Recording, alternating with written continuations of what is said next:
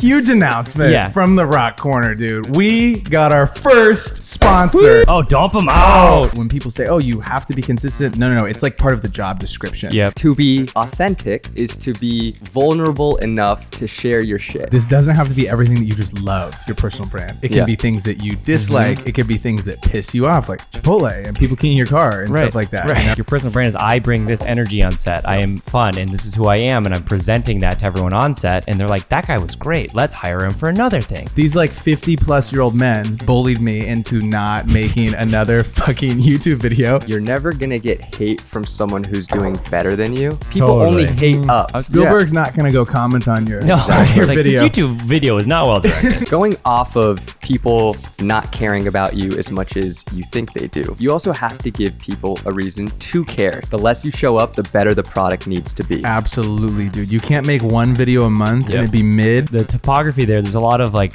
plateaus. I just see Braden, you know, just on them, dude.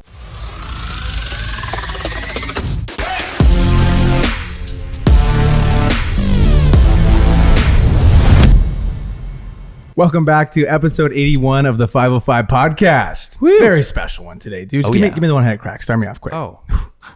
Oh, fuck, shit. Here, let me show you how to do it, guys. Oh, my God. That's how you do it. Dude, that was insane. That was good, bro. 9-7. Like, you know in Flip Cup, when you don't get on your first try, you just never get it, and everyone's like, oh, Chase, you gotta get better. It's not gonna happen today. I don't even know if I could be able to do it. Oh, God. Just put it down. Yeah, that was really... I've never failed that hard. Oh, shit. Fuck, dude. Oh, God. Oh, Dent Dent City, dude. Oh, what's worse? You know? What's worse? Oh, double dent. Double dent. Shit. 3-1, dude. I'd rather just take my DQs so no one can see the rank. Have those dents? Yeah. Dude, it's good to have you back, though. Oh, good to be back. Thank God you're back. Yeah, thank God I'm back. I missed you so much. We didn't know if you were coming back. Yeah, I didn't know if I was coming back either. That was like the most anxious I've ever been to actually die for a while. And I know that sounds so fucking ridiculous, but like by the numbers. So we did the Kalalau Trail with like my buddies who, dude, it started off as like, let's do a fun camping trip every year. And they're just like so intense and they're so fucking like physically fit. Like they have like 12 abs, both of them. Like both the guys, Ben and Jacob, that like kind of like, and Charlie does it too, but Jesus Christ, dude. So we all go, there's 8 of us, fucking great group of dudes, but it's like the hike is 22 miles of just pure elevation. So it's like you're either going almost straight up or almost straight down the whole time. The only flat part is the terrifying part, mile 7, which is a mile stretch where you're just like on a ledge. So like I got one hand holding the cliff and then like putting one foot in front of the other basically for like a mile. Just trying not to fall off. It's like 600 fucking feet. I thought it was like 100 feet and I was like, doing the math, I was like, I could probably survive that. And then Charlie, like the day of, he's like, you know, it's like 600 feet. You keep saying 100 feet in the video. It's actually 600. And I was like, oh shit, Jesus Christ. But we did it somehow. And then we were on the beach for 4 days, just lived it up. The only dangerous shit was when I got back, I had a big tuna sandwich to celebrate and just puked and shit my guts out for like 5 days, dude. You were down bad. I was down so bad. You missed a pod. Yeah, I missed a pod just being like, ugh. I was 1 or 2, couldn't tell you. It was all 3, basically.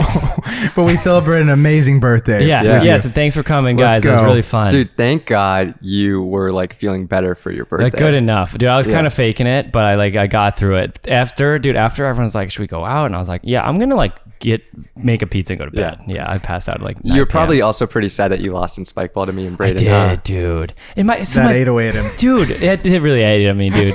My buddy Sam, he's like the most athletic person I've ever met, but he never played spike ball, so he's a little confused. And I was like, Sam, I've never seen you like not completely dominate a sport. It was very confusing for me. For never having played before, he was really good. Yeah, but I mean, like he went to like Junior Olympics in skiing, and like he's so fucking good at sports, and I've never seen him not crush a sport. Just not good enough. And you guys are great. That's the thing I forgot. I was like, God, they're fucking good. You know what's funny? So fun though, dude. It's such a good game. I don't feel like I'm the most competitive person, but spike ball brings it out. Spike ball and like little things that I actually think I'm good at is when I'm like most competitive. Like, you are. I'm not competitive at things that I don't think I'm that good at. But like when it comes to spike ball, I'm like, I'm pretty nice at spike ball. Like, let's go. You guys are kind of like thunder and lightning as a team, because Braden's like big, yells and goes boom, and he hits it really far, and it's like but then Kostas is like running over and just like tapping it, and it's like both are frustrating in their own kind of way. And then Chloe and Kat are like, I just feel like you're diving for like no reason. Like you don't get it. No dedication. That's to the the game. most fun part, is that you're diving. No dedication to the game, dude. I still like sand it on me. Oh my God, my scalp, dude. Yeah, it's literally just sand. You can just look at it, just sand everywhere. I love it. Did you get some good photos when you were on your trip? Did. Got a lot of photos, and I got a video that I'll be posting today. I know this will probably come out after, but you should check it out. It's on my page. Also, wish Chase a happy birthday in the comments. Thanks, guys. How old are Appreciate you? it. 28, which is too old, dude. How's that feel? Too old. Welcome to the club. I feel like I'm way older than Braden now. You know what I mean? I always felt like a little older than Braden. Now I feel like I'm way older. 28's too close to 30. Yeah, I don't like it. You're 28, right? Yeah. Yeah, Don't fucking remind sucks. me. What else did you shoot on the trip? So a lot of photos. Some photos I'm really happy about. I was ripping in the what Black was your Pro setup? Mist. So I had the R6 that I own. I love that camera. I bought is what I did. I made a poor man's Leica Q2, basically. Oh. Yeah, because I was looking at Costas and I was like, that's dope. But I also have all these Canon lenses already. So I bought an R6 body, $2,000 Facebook Marketplace from this kid that did not know how to use it. Did not know how much it was worth either, which was sick. 35 millimeters, He just stole it for sure. locked prime, prime lens 1.8, and then I got like a little black Pro Mist, 1/4 Pro Mist on there, and then a 2:5 ND, so I can shoot video. The only thing is I don't like C-Log 3. It's like too colored, so like it's hard to like bring the color down enough. So I feel like all the shit looks a little poppy, but I still really like it. Maybe that's your style. Maybe that's my style now. Yeah, I convinced myself it is, and I'm like, no, this is just who I am, dude. What card did you rip? Dude, I have a Lexar V60 128. No, two of them. Dual threat, baby. Dual threat. Yeah. You were using Lexar? Yeah, those are sick, dude, because the thing about memory cards, right? If you don't got them, you're just taking mental photos, You're just taking it, you're trying to remember it as hard as you can. And that's why I fucking love memory cards, dude, especially Lexar. Let's get into it, dude.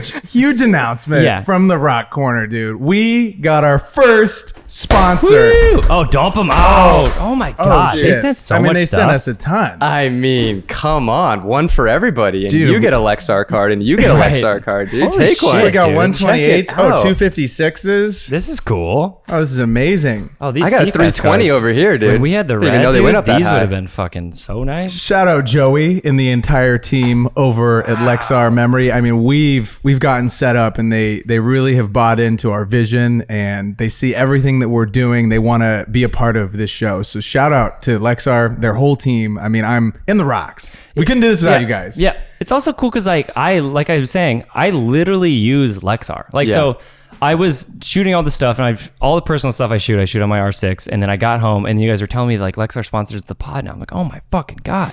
And then I'm like, what memory cards do I use? Lexar. And you know why? Because they fucking rock. I remember I was like, oh yeah, I read an article like, what's the best memory card I could get for this camera? It was a Lexar, and that's why I bought two of them, and they fucking rock. And now they are here, which is so cool. It's amazing. I've been using one on the ZV-1 for the last, I think, 6 months that I've had it. I've been using the 128 V90 because these different memory cards have different capabilities. So like if you have a V60, it's not as capable as like the V90 cards. A little rock to boulder type Yes, thing. exactly. So if you're a littler rock, the V60 might be your speed, but if you're a bigger rock and you want that 4K 60, 4K 120, you should be looking at the V90 cards. And they got readers, dude. I mean, they got storage if you need. I even know what the hell this is. What is this? Yeah, I know. I like that thing. Oh, USB drive. USB two drive in for one. micro USB and regular. Your drones. You're kidding, your dude. GoPros. So if you're a Come drone on. persona, this is for you, dude. But yeah, I'm a big Lexar dude. They saw what we were doing with the pod, and they're like, we want to be a part of it. And now we get to like basically have them as a partner to like help us do more with the pod. Yeah. Which I'm excited about.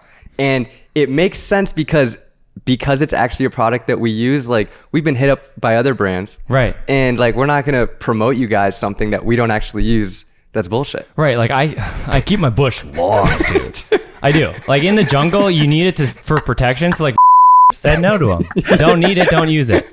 We really did. We really said no to because we were waiting for something that we actually use on the trail. Fucking Lexar Memory, baby. Which is true. I'm not even bullshitting at all. It's 100% fact.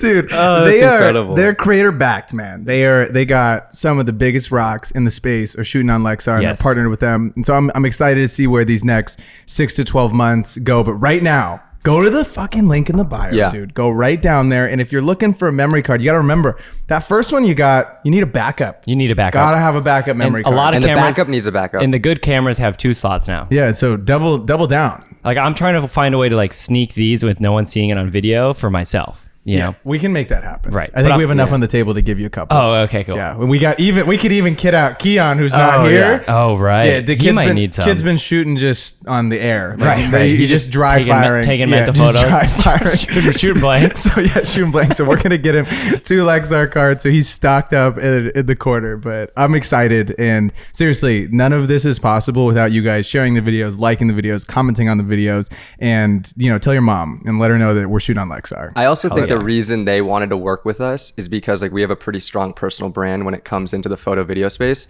And we want to tell you guys I how smelt the you can transition. also create a super strong, bulletproof personal brand. We got some awesome information for you. So like, let's get into it. Come get into on, it. baby. Give it to me, dude. So I also think it's interesting to note before we start talking about personal brands that consistency is a word that you hear people say all the time. Like, oh, how do I build my personal brand? Oh, you have to be consistent.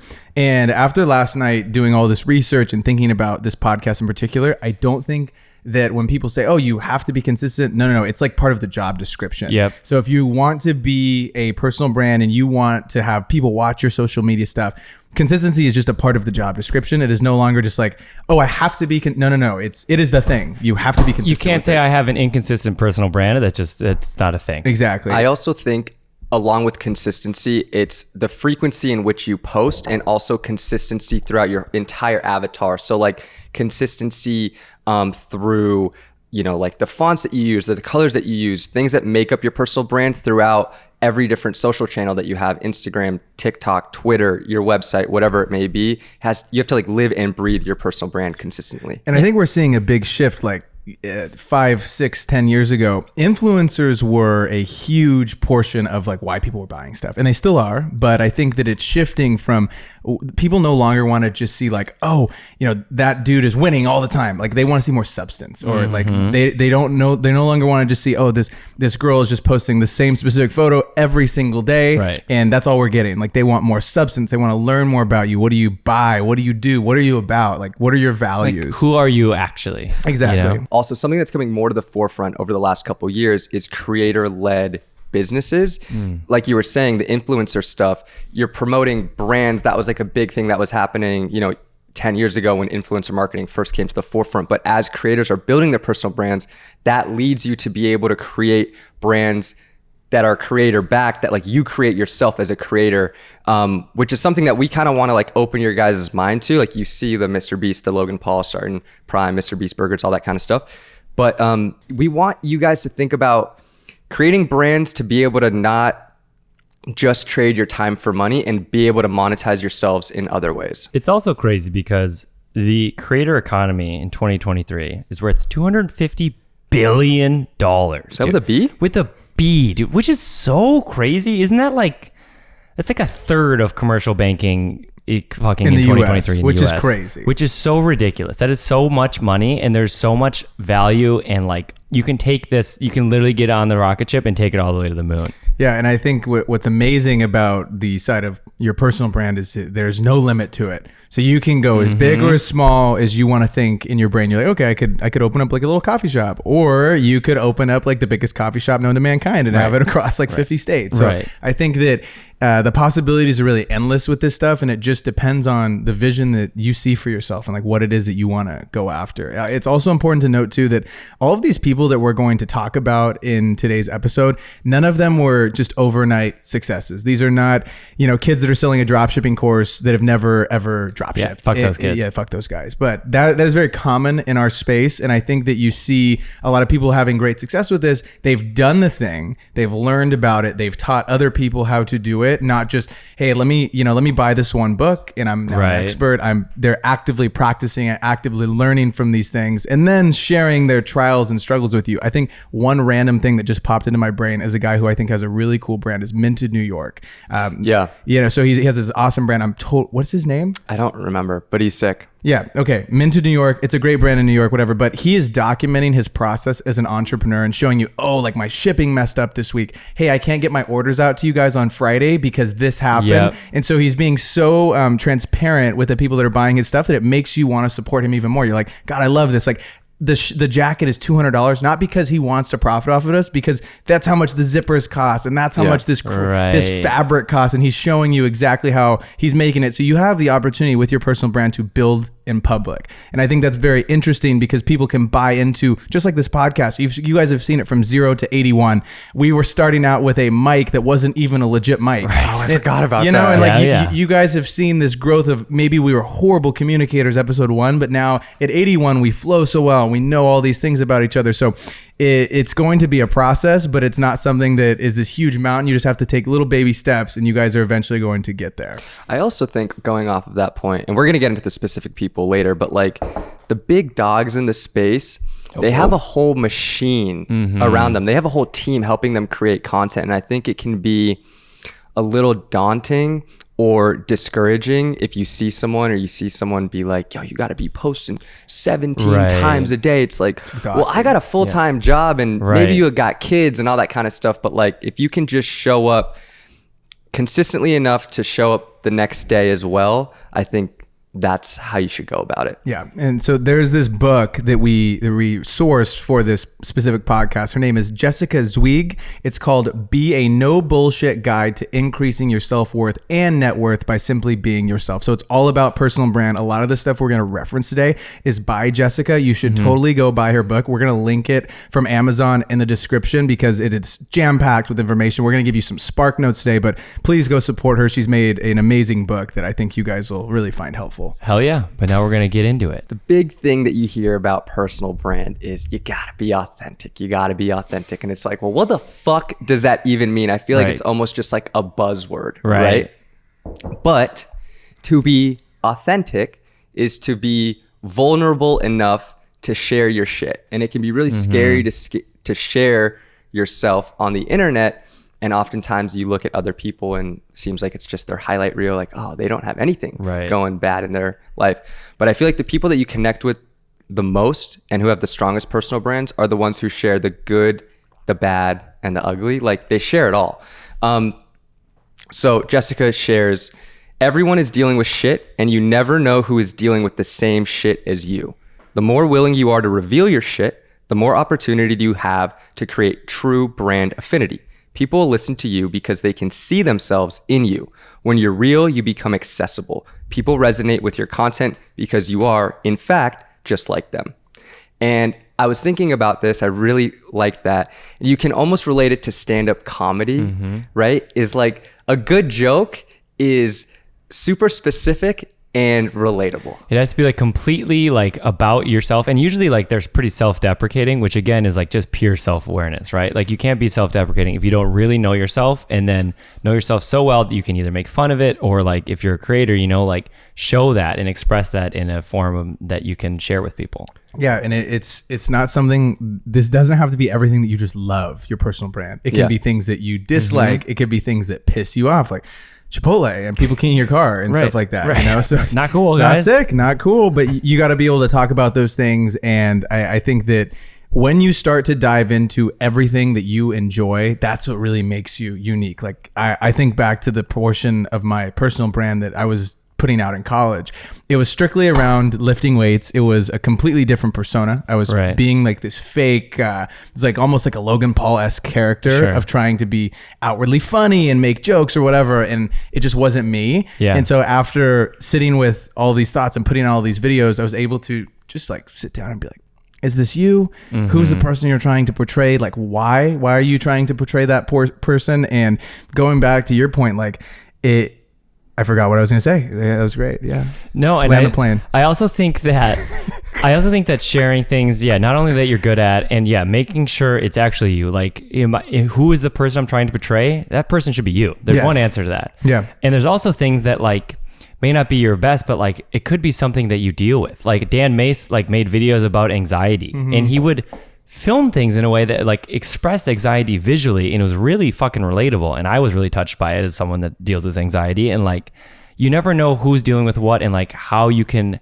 relate that to someone. So like, just share like who you are, and like, sometimes you have to figure that out. Like, I'm still figuring out who I am, you know. Your boy goes to therapy, tries to get better at it, but like, the more you know about yourself, the more authentic you can truly be, which is really helpful for creating art. Absolutely. A realization that I had about myself recently is most of my personal brand online and the content that I create revolves around photography and video, which is great because I have a niche, but I realized that I'm not sharing 100% of who I am. Granted, there's going to be things that you want to keep offline. Definitely. But there's Right. more things that I'm interested in than just photo video. I mean, I've gotten more into fitness recently.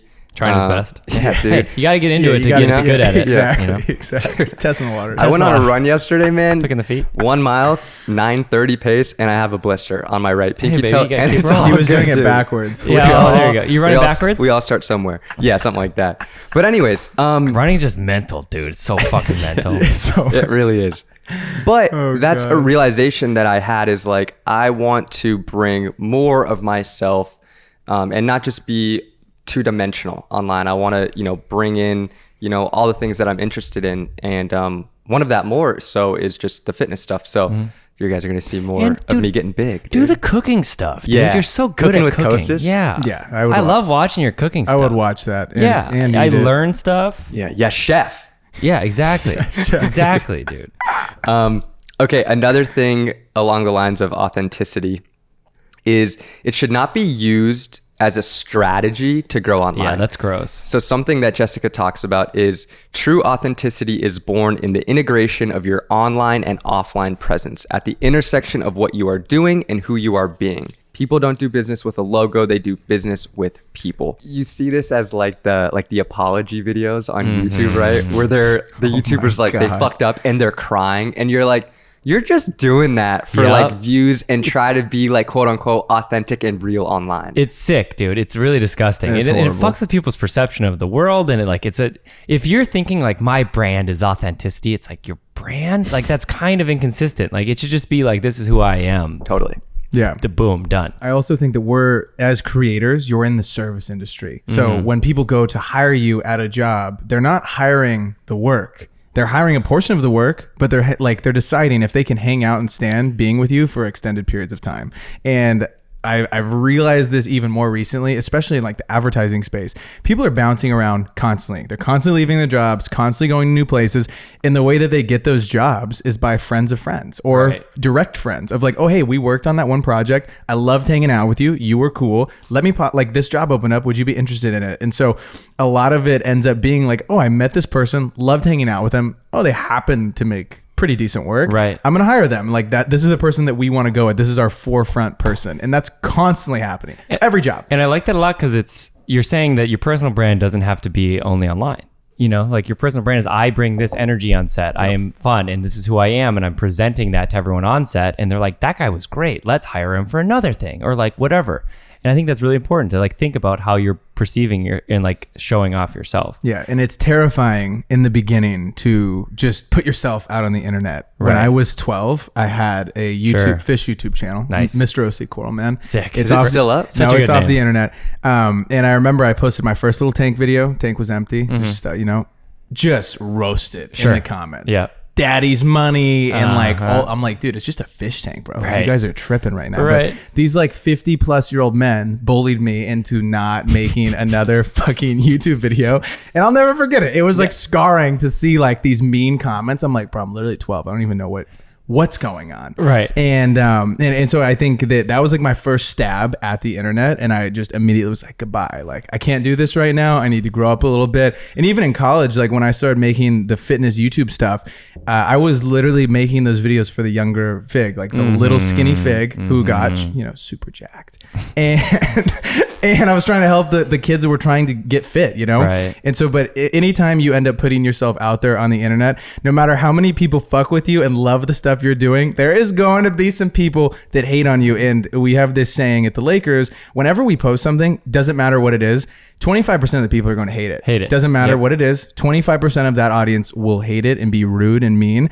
And those comments always come first because the noise is always Yeah. loudest from the trolls. Right. So if you ever are making content on the internet and some people are being rude, whatever, there's usually good with the bad. Yep. And the bad usually shines the brightest because people just flock to negativity. And so really be conscious of that and try to not let that stuff get under your skin, because the only opinion at the end of the day that does matter is your own, I also think you're never going to get hate from someone who's doing better than you like people only hate up. Totally, dude. You know what I'm saying? Which is like, stay down there, dog. Spielberg's not gonna go comment on your, No, your it's like, video. this YouTube video is not well directed. Shut up, Steven. So if you can, if you can, So true. Seriously, you know, they'll never, dude, you're never, every little mean comment on the pod is some kid with like no profile photo and just 0 and 0. It's just like I'm like, where do you live, dude? What basement are you coming out of to like type this comment? Or like an ex-girlfriend's friend. Fucking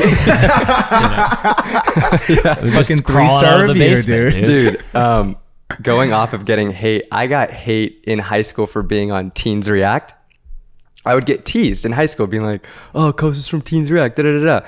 And then like the same people who are like teasing you are then being like, yo, can you throw me on your fucking Instagram and tag me, dude? I'm trying to get some followers. It's like, shut the fuck up, dude. It's so Stop stupid. trying to get my clout, dog. Yeah. Speaking of mean, the next comment or the next thing Kostas has on the document just says no one cares about you. And it doesn't say Chase afterwards, but I still took it pretty hard.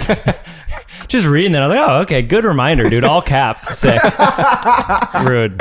No, but basically I think it's saying that like, it's scary to be vulnerable online, but like, look, people don't care that much what you're doing. If you feel like it is cool and it is a part of you and you care about it, that's fucking great. And people will like it and people will enjoy it. And if you're nervous about people like shitting on you, people just like, they're not living their life thinking about, oh my God, Chase posted that and I'm going to make fun of him in my head for 2 days. That's just not, it's not real life. Like, be vulnerable because people just aren't paying that fucking much attention. And live your life, you know? And you never know who you will connect with. Yeah. I had no idea, like putting out the video about my hair when I had the hair transplant, hundreds of dudes, hundreds of rocks that were dealing with the same shit. Yep. The hair's not growing. They're like, yo, tell me about this. And like, guys never talk about stuff like that. guys never talk about shit like that. So when you see it, you're like, oh, shut the fuck up. This guy has that problem too. And like, even like I didn't even know David Beckham's had like a hair transplant, was open about it, had no idea about it, but He's texting you about it. yeah, he texted me. We went to the same place, but Right. it's just interesting. It's interesting what happens when you put out the most authentic version of yourself and who ends up clicking with that, and the messages and the trickle down effect of someone saying like, oh dude, like I had no idea you dealt with that in your family. That shit sucks. And I'm dealing with that all the time. Right. And no one talks about it because everyone's life on social is so perfect and whatever. That's what's so dope about this show though, is we can just talk for baby. Yeah. It's a long hours. You episode. know, you never has like a end destination. We can always keep going. Totally. I also think you want to aim to move people through your content. So Jessica has a quote that says, great content moves people. It illuminates new ways of thinking, doing, and being. It captivates people with humor, audacity, and potential controversy. It motivates people to change their habits, their relationships, and their lives. And I think the people with the strongest personal brands, you're the most influenced by them because they're like super real that you want to be like them. Right. You know what I'm saying? Like motivates you to like go out and get a pair of Ray-Bans and scratch them up because Casey Neistat did that. Right. You want to be like Casey. Right. Get that boosted board. And even if you don't even like how his sunglasses look, you're just like, he's cool, and so this must be cool. You know what I mean? Yeah. And I think that's really important. And it's also just a sign of a great personal brand. Going off of people not caring about you as much as you think they do, you also have to give people a reason to care, to tune into the content and care about what you're putting out online. Now, you got to figure out who you are and figure out why people should care. So that's who you are, right? If you don't feel like you have anything interesting to share about yourself, you got to go experience more life. Yeah. Become interesting. Exactly. You know? Change Scuff it. your knees, dude. Yeah, Go scuff out, 'em up. do Go touch some grass, Go dude. touch some grass. some Get out of grass. the basement, touch some grass. Go on a little trip, save up your bread. Go study abroad. You Yeah, know, dude. go check out Europe. Go get a cheap Yeah, ticket to Europe. you know- Fly on Spirit. You know, my brother said, he said, studying abroad is really cool, but the best part is being able to tell girls about it at bars. Yeah, And- dude. Yeah. Or make videos about it, dude. That's so funny. Such a Spencer thing. Yeah, to such say. a Spencer thing to say. It also takes a lot of time.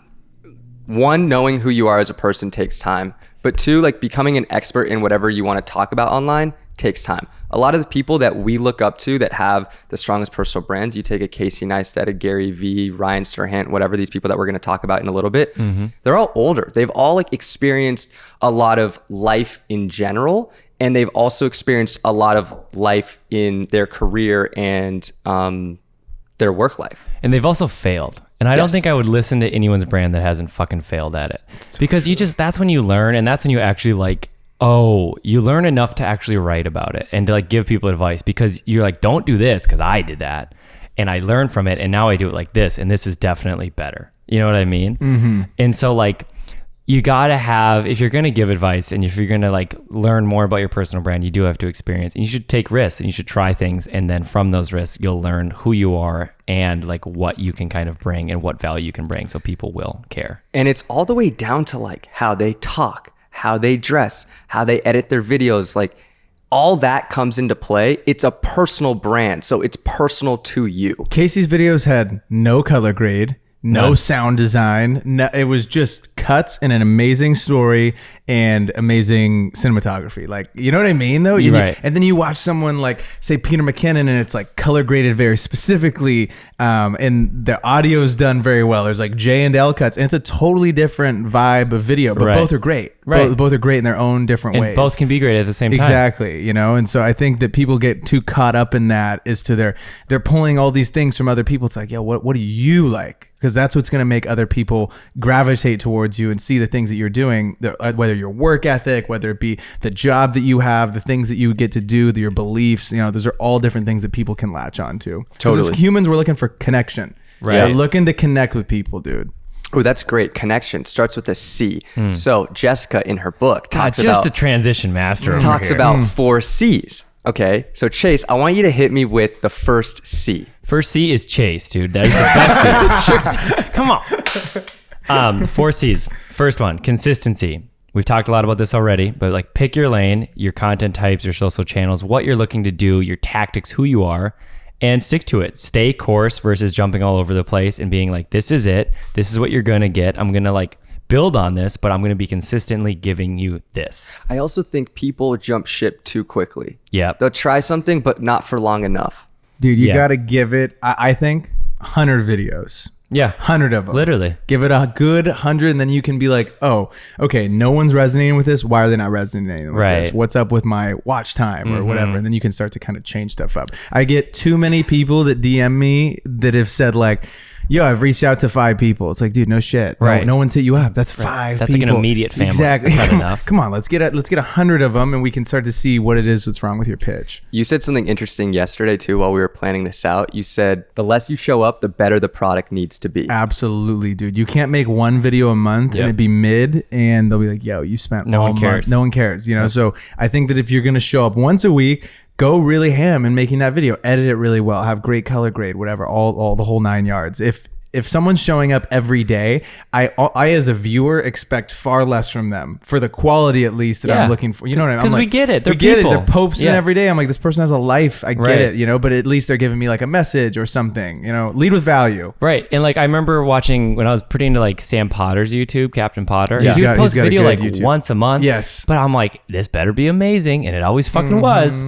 Because it was once a month. So I'm like, if it was every day, I would expect way less. But it's once a month, so it better fucking rock. And he nailed it every time. Every time he crushed it. Or like Tarantino, how often is he putting out movies? You know, once every year or two, you know, but If they that. fucking rock. If that, probably Yeah. less. Yeah.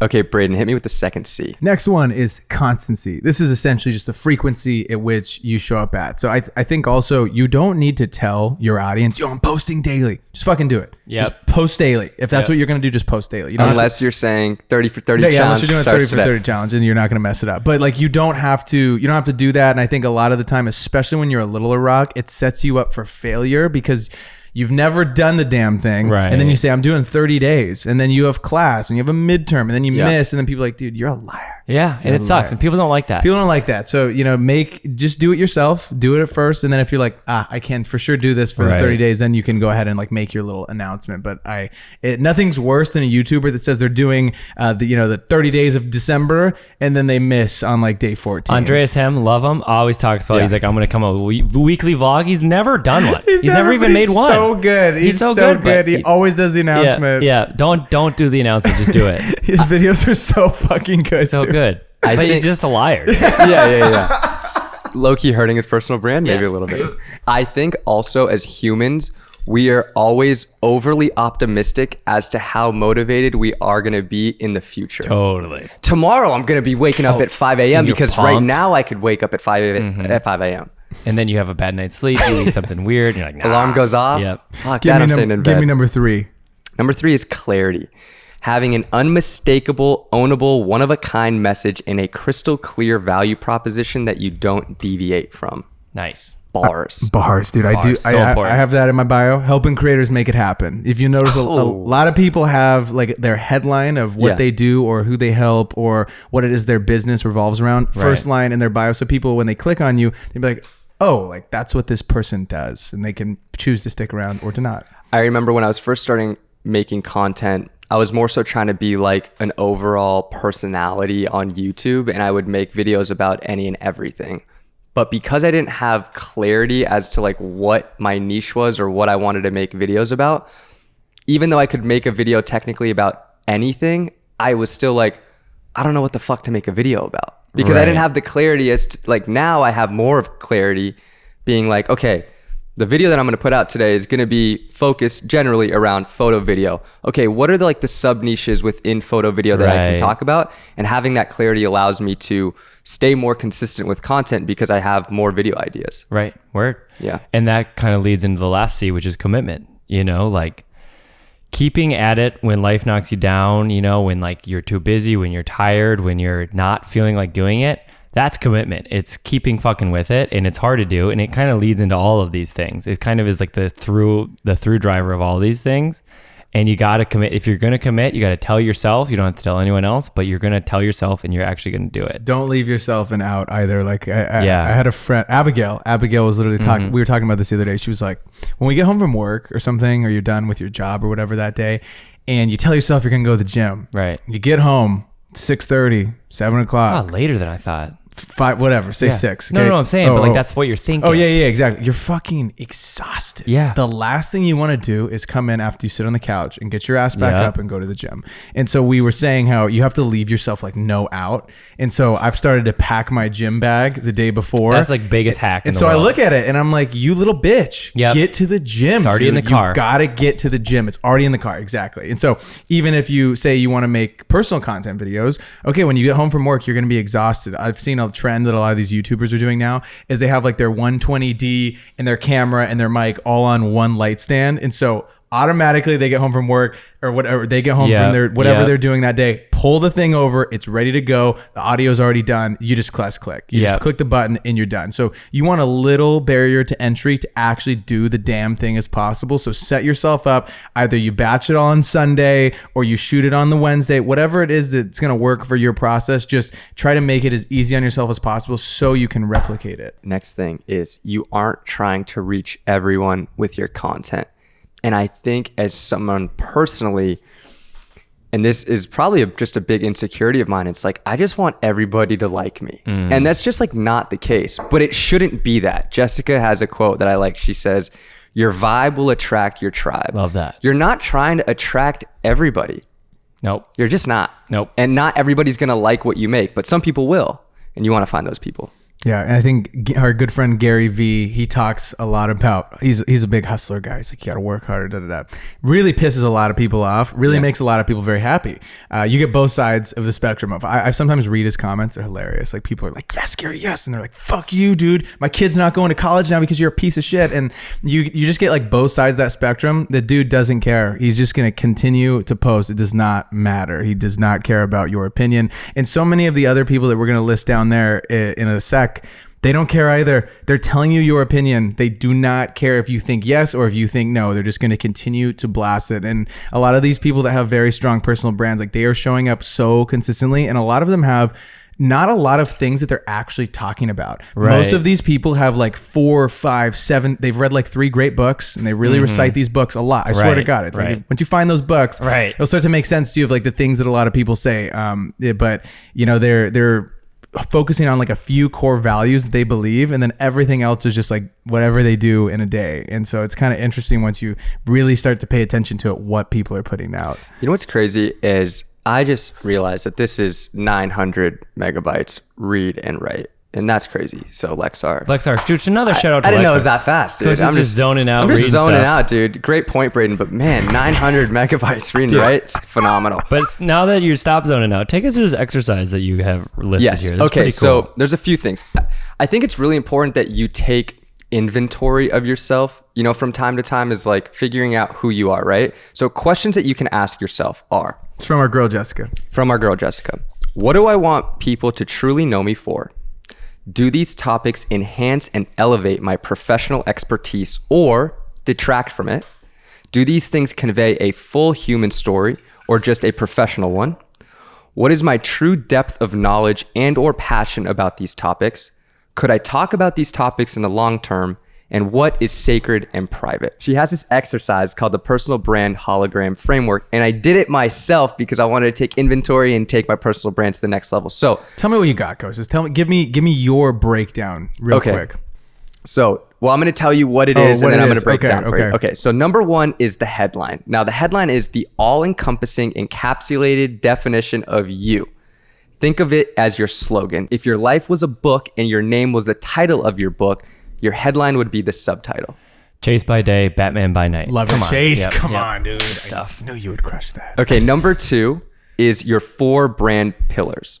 If you want to be a thought leader, you cannot talk about 25 different things online, like you were saying, Braden.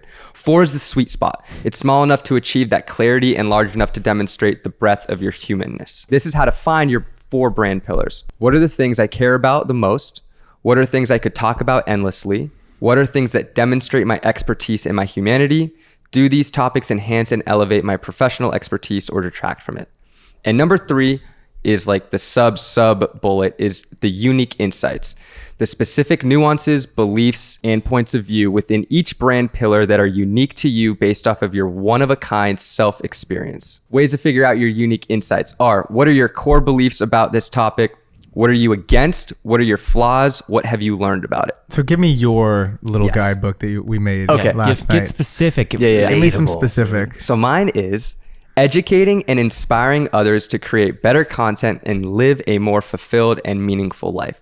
Now, the second part, haven't been doing as much of, but I want that to be part of my personal There you brand. go. I feel like I'm that. doing a good job of, educating and Yeah. inspiring Yeah. maybe the content creators, but I'm going to teach you guys how to live a more meaningful and fulfilled life. So my 4 brand pillars are photo and video, podcast, fitness, and lifestyle. Now, my subsections within those are, for photo and video, educating others how to take better photos and create better videos, making cool shit and showing off my work, and talking about gear and tech. Okay, for podcast, we have our guest episodes and conversations. We have the Rock community. Shout We out. have a Discord now, out. link in bio. Yep. And the 3 of ours, creator wisdom and life experience. Love it. Now, for number 3, we got fitness, which is my gym progress. Me Slowly but surely. Gotta start me getting somewhere. a lot bigger than Braden. Gotta start somewhere. My fitness activities outside of the gym, and then food and supplements I consume. Great cook. And then number 4 is lifestyle. So we have travel, mindset and positivity, and my Los Angeles experiences.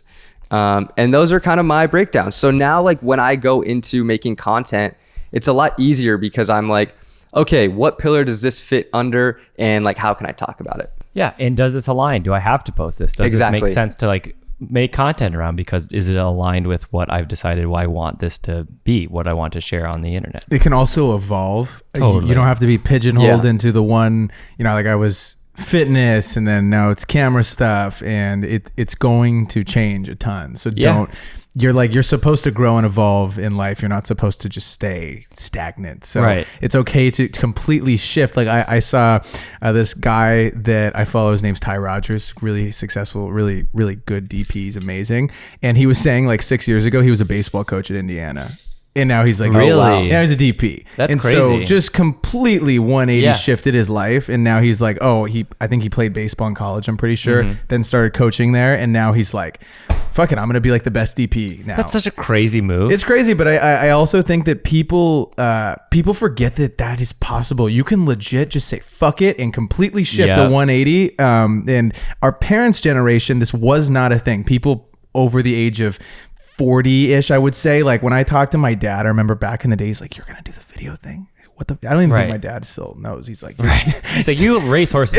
Right? But it's just funny because like in their world, it was never that way. It was like always either you get out of high school and you start working immediately and you pick your craft and you stay there forever and then you retire at 60 or whatever. The other one was you go to college, you get in the career and you stay there forever. You go to Deloitte and you work there for 40 years. Those are the two options, you know. And so now with the internet at our fingertips, you have the opportunity to literally 180 shift. You could learn design at 50. You could swap and do, you know, be in a completely different space. And so I think that people need to not marry the thing. Like even when I went to Cal Poly SLO for my visit in high school, I was a senior. I get in that room. First of all, GPA requirement way too high. Got to bring that down. So we left after the guy said the GPA requirement right off the bat. We walked out, me and my mom, because we weren't getting in there. But what he said right after that, as we're walking out, was that whatever major you pick, you have to marry it, and you cannot change at Cal Poly SLO. Yeah, stupid.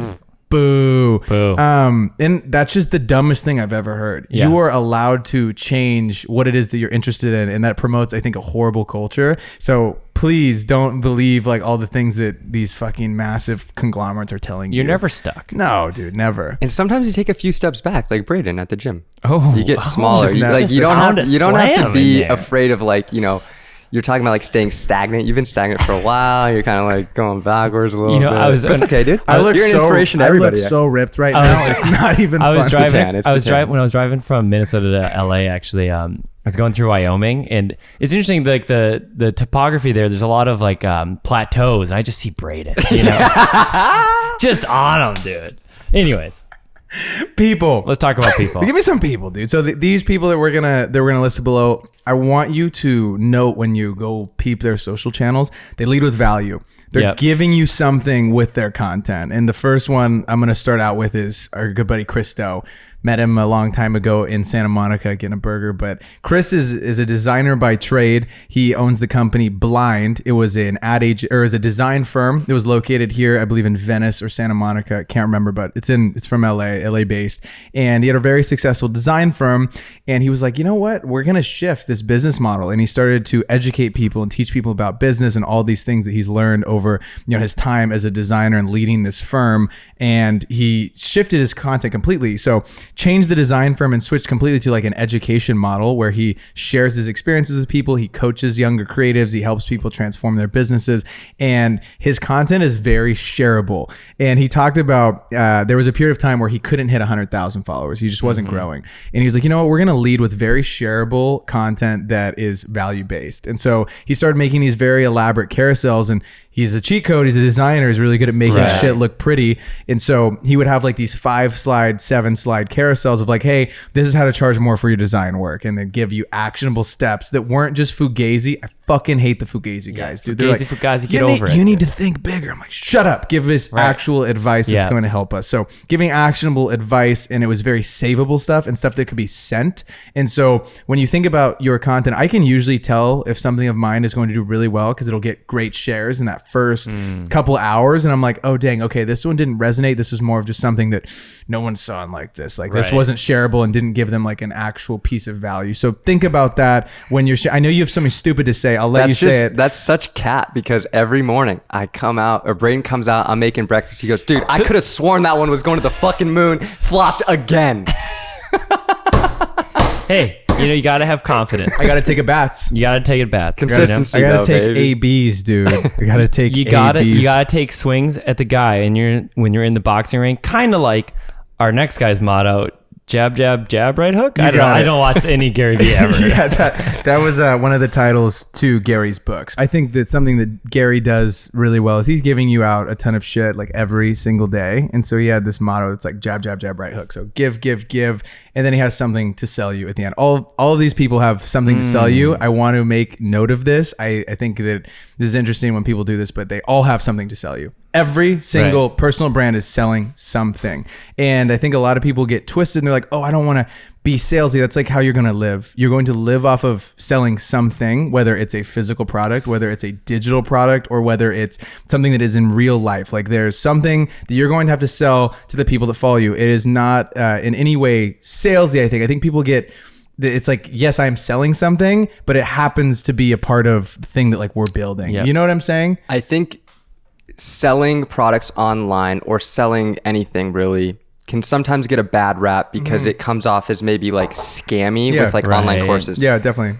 It's only scammy if you're fucking scamming people and it's not of value. And you're not providing them something. If you're genuinely providing someone value and you're going to make their lives better or easier or help them, you know, achieve whatever goal they're setting after, like you're almost doing them a disservice by not selling them something. Absolutely. Hell yeah. Yeah, absolutely. You're getting them jobs at fucking Cal's women's division. Come on, dude. Good Come work. on, baby. Proud of you, dog. And I also think that if you're listening to this and you're thinking about maybe investing money into a course, but you're like, maybe it costs a little bit too much money, or you're like, should I invest my money into like something else that somebody's selling online?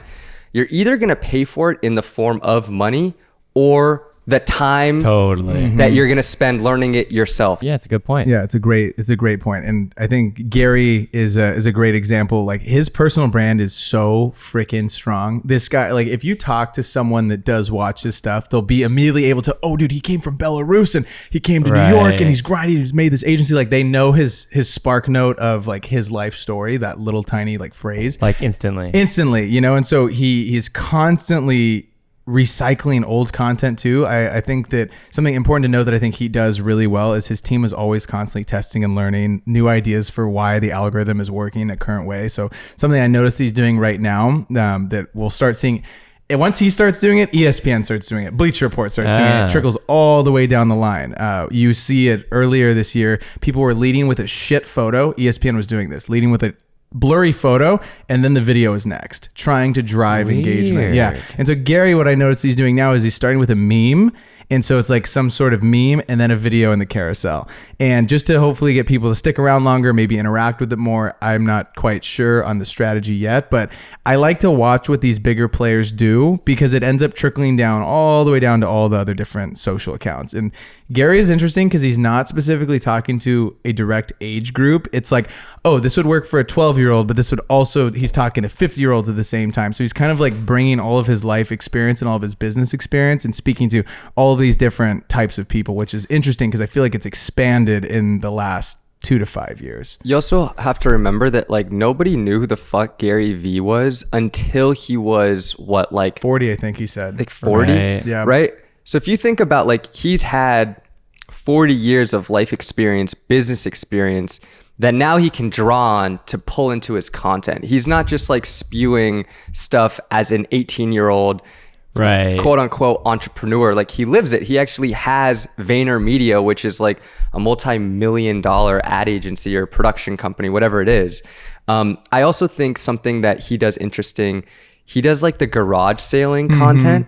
And that has nothing to do with like his business. That's just something he's like truly passionate about. And he's found a way to incorporate it into his content, and now it's part of his personal brand. And he's created like a whole movement around it. Yeah, it's fun. And yeah, he's literally had people make 6 figures from garage selling and flipping couches. Yeah, that's sick. Which is nuts. It's also interesting too because Gary's personal content, really, like if someone that's high up at say a big brand, let's say like a Coca-Cola or something, and they're like, yeah, I resonate with this dude, they're gonna go do business with Vayner.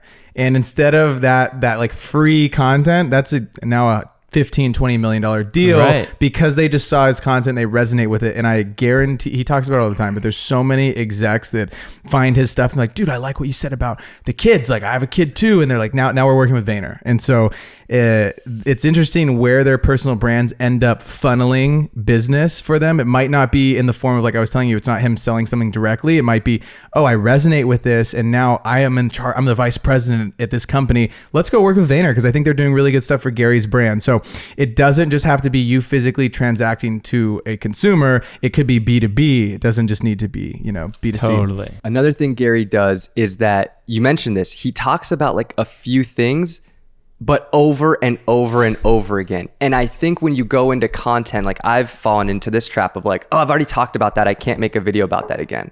It's like, no, these people are talking about the same things. They're just kind of like repackaging it and and telling you it in a different way. So you want to also keep that in mind, is like not everything you say online or every piece of content that you put out has to be like this newfound thing, and it doesn't have to be something you never said before. It can be something you've said before, just maybe package it in a different way. Our next guy is someone I really look up to, Big Pete, Peter McKinnon. Another guy that came on that's lived a whole life before he became a YouTuber. You know, he was like a professional photographer, filmmaker, did all the magician. He's tried and failed at a ton of things, and he became, you know, he's a fucking expert. And then he became a YouTuber when he was older with a family and everything. And he's fucking great because he's like clearly an incredible photographer, videographer, like could be famous for just being a great photographer, videographer, but also just has a great fucking personality and like shines it through and gives you tutorials and gives you like fun personality updates that is just beautifully shot because he's so fucking talented and it's so enjoyable to watch. Yeah, and he's done a great job. Like I think one thing of Peter McKinnon is his branding crushes, dude. It's this dark, moody, use a lot of dark blacks. And if you notice, I went and dove deep on his thumbnails. If his face isn't in the thumbnail, it's still easily recognizable as a Peter McKinnon thumb. He either has his, he has very unique tattoos. So he's got sleeves on both arms, and it like, traditionally, if you were working like a regular job, you probably don't have sleeves on both arms. So he's like this sick photographer, and his he has a brand that has like the logo of like a pirate like skull on it kind of thing. And if you go look at the stuff that's on that brand's page, it's like very synonymous with the look of his feed. Totally. And so you kind of have this like this crisscross of, oh, this is a brand, but then Pete's still woven into it. I think he does a really good job of branding himself and just having this very specific look over all of the different things that he puts out, whether it's a backpack, whether it's a knife or something, or an ND filter. An ND filter, yeah, shout out Polar Pro. It just depends, you know, so it's really cool to see all of his webbing kind of going to all of his different brands. I have a hot take. Sorry. Tell me. I have a hot take for you. Me. Question for both of you. I thought it was just him. You were saying how his photography is good enough to where he could be like a famous photographer charging a lot for his work. Yeah, I think so. I almost feel like because he's this like well-known like YouTuber within the photography space, he almost would not be able to charge as much and become like a true like famous photographer for his work. What do you think? It almost, being a YouTuber almost takes away from like the mystique of the artist, right? And I feel like it almost like not devalues you, because obviously he makes a shit ton of money doing other shit, but it takes away a tiny bit of legitimacy for like the work itself, because you're like, oh, you're just a personality that can do this, less of like you're just like this mysterious, incredible photographer, like a Peter Lick or whatever the fuck. Or like an Annie Leibovitz. Like if Annie Leibovitz had a YouTube channel, it kind of makes her work less mysterious and like beautiful. Like you don't put in a magazine, you wouldn't put a YouTuber's photo in a museum, right? You just kind of wouldn't, unless it was like a YouTube museum, which is weird. And it's weird to think about. Oh, that is thought weird. Process. Yeah, you could still be so badass at your thing. And you think that it kind of like not brings it down as a correct word, but I'm trying to find that word, but it does make it it feels more accessible maybe. Yeah. And so that makes it, with art, makes it kind of feel less good. Because you want it to be more, not elusive, but more, God, what's the word that I'm looking for? Where you just can't buy it, like more scarce? Scarce. I don't know. That's just like a thought I had. It is an interesting thought. Like, we should talk to Peter about this. If I'm going to buy a photo, like a print to put in my house, my first thought isn't going to Peter McKinnon, even though he might have badass. A banger photo. Yeah. Oh, interesting. I agree. Wow, wild. I think, well, who's this guy that we have next up? He's really taken the space by seeing, you can't not see this dude's face. Alex Hermosi. He's a master of business, dude. This guy is master of business. Master of business. He owns acquisition.com, and he gives a lot of practical business advice, a lot of tips in, people getting into business. It's also interesting because Alex says something that I think is funny. He says, I don't have anything to sell you. But he does have something to sell you. He's there to buy your company once it makes over $5 million. He wants to partner with you and kind of take it to 10 million plus. And I wanted to bring that up because earlier I think that it's interesting. Like a lot of people are like, oh no, like this person doesn't have something to sell you. They all do. All of these people have something, that is a part of their business. And so Alex is giving very practical tips, to help grow businesses, and then hopefully he hopes one day to partner with you as you become a bigger rock in the world of that. So it's very interesting. He's also not a content creator. He's not using a camera himself. He basically hired like a whole team. He made a shitload of money. He's like, all right, fuck it, let's go ham on content. I'm just gonna hire the best guys and pay a lot of money and crank out a ton of content. And he's on record saying that he paid, I think, $100,000 to meet with Grant Cardone. And Grant Cardone told him, compare how much I'm putting out content to you. He's like, it's just output. So he goes, once I heard that, I was like, all right, fucking going even harder. And I'm putting out 10 times as much content. And the growth was crazy. We've also seen that with ourselves. Like once we started posting a lot more clips, like our social media growth has been exponential to what it was before when we were posting 1 clip a day versus like 3 to 4 clips a day. It's also crazy that he paid $100,000 for that information that you can get right here at the 505 podcast. Okay. Sponsored by Lexar. You got to look at all of these different people have different pros and cons of the things that they do. For like Alex was a born salesman. He said he talks about that a lot. He grew up selling and literally cold calling thousands of people and trying to sell them gyms. And so he got really good at being on camera, really confident at speaking. And so that stuff shines through his content. He's a really good public speaker. And this dude doesn't give a fuck. He talks about it. He's like, I'm wearing like this wife beater and these jorts because I don't care. My fashion does not matter to me. What matters to me is the things that I'm telling you. I don't want you to focus on like the clothes I'm wearing. Right. And he just wears like a nasal strip and like a hat always. He's like his uniform. And so I think it's interesting. And him and his wife are a very powerful duo in the content and marketing space. They've made a lot of noise in these last 6 to 12 months on YouTube as well as on TikTok. You're seeing their face if you're in that world. So it's interesting. I was listening to an Alex Hormozy podcast and he was saying how people will give him the excuse of like, oh, well, it's easy for you to make content because you're so like unique, like you wear these like interesting clothes and everything, whatever. And he goes, well, like you could too. You're just a little self-conscious to go against the grain. Right. You know, everybody who has a strong personal brand is unique because they're willing to go against the grain. You're not looking at someone and be like, oh, they have a great personal brand because it's just like the guy next to him. Totally. You know what I'm saying? Yeah. It's personal. It's personal to you. And so you have to be willing to go against the grain. It's interesting too because we're seeing these creator brands start to make waves in the physical space, not just online, right? When I walk into 7-Eleven, Mr. Beast Feastables is right there at the checkout. They're dank good. too. Yeah, they're really? fire. I should try them. It's fire. Are you lactose fella? No, I eat lactose. Okay. I love lactose. I'm just checking, just double checking the tummy. Oh, yeah. But they got that. You also walk into 7-Eleven, Prime is now littered on the shelves. Right. You can't walk anywhere and not see that brand. And I think what's interesting is there's this huge shift. Like also a guy that I really love is Danny Gervitz. He's a YouTuber. Yeah. And he was like, it's going to be a pain in my ass to ride the ranks of Hollywood and eventually be a director and film this movie. Or I can crowdfund it. I can band together with other YouTubers who I know and get funding for this film. I think they raised like $220K, which is not a lot for a movie. And they made this like badass film. And I believe it's in a bunch of festivals and whatnot. Sick. It's called, I think, Don't Be Sick or something like that. But amazing to see that that's the route that he took. So like grow his personal brand, connect with these people. He's teaching people filmmaking. And he's like, yeah, I want to make a movie. Like, who wants to support? Right. $5. Hell yeah. I'm like, Danny, you've taught me so much. I'm going to donate. I think I'm pretty sure I donated to his little thing, but he's like, takes all these different people are doing things, and I see them starting to disrupt brands that have been around for like hundreds of years. Like you take the candy industry, a YouTuber that I know, his name's Max Tuning. He had this company called Sour Strips, and I guess last year in 2022, it did $15.9 million in revenue. And you think of going up against other candy brands, like those companies don't change. Laffy Taffy, like Nerds, they're staying the same. You go to the shelves, Lay's, all the chip brands, they're the same. They haven't changed since we were kids.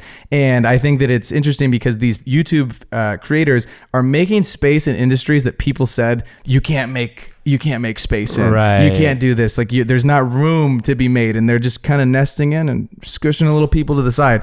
And to make $16 million from a candy brand is crazy. Crazy. Great, because I'm assuming his revenue wasn't $60 million for his YouTube channel or for anything else that he was making. Right. Which is insane to think about.